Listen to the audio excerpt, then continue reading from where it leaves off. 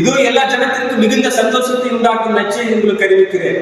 இன்று கர்த்தராகிய கிறிஸ்து எனும் ரட்சகர் உங்களுக்காக தாவீதிலே பிறந்திருக்கிறார் சொல்லி வசனம் சொல்லுது. அப்ப இயேசு கிறிஸ்துடைய பிறப்பு ஒரு சந்தோஷமான நிகழ்வு. யாருக்கு? எல்லா ஜனத்திற்கும், கிறிஸ்தவர்களுக்கு மாத்திரமல்ல, உலகத்தில் இருக்கிற அத்தனை ஜனங்களுக்கும் அவருடைய பிறப்பு ஒரு சந்தோஷத்தை கொடுக்கக்கூடிய பிறப்பு.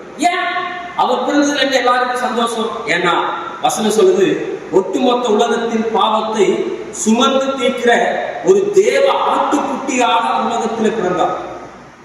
அவர் பிறப்பினுடைய நோக்கமே எல்லா மனிதர்களுடைய பாவத்தையும் நிவர்த்தி செய்கிற கிருபாதார பலியாக சிலுவையில மரிப்பதற்காகவே பிறந்தவர் அவர். அதனாலதான் சொல்றாரு, எல்லா ஜனத்திற்கும் மிகுந்த சந்தோஷத்தை உண்டாக்குற செய்தி. இதை கேட்டுக்கொண்டிருக்கிற அன்பான தேவனுள்ளே, உன் வாழ்க்கையில சந்தோஷத்தை கொடுப்பதற்காக அவர் மனிதனாக அவதரித்திருக்கிறார். உன் வாழ்க்கையில் இருக்கிற பாவத்தை மன்னிப்பதற்காக அவர் ரத்தம் சிந்தி இருக்கிறார். உன்னை மீண்டும் பரலோக ராஜ்யத்திலே கொண்டு போய் அவரோடு வைத்துக் கொள்ள வேண்டும் என்பதற்காக அவர் உயிரோடு கூட எழுந்திருக்கிறார். கிறிஸ்துவின் பிறப்பு உங்களுக்கும் உலகத்தில் இருக்கிற எல்லாருக்கும் சந்தோஷத்தை உண்டாக்குகிற செய்தி. அதை நம்புங்கள், விசுவாசியுங்கள்.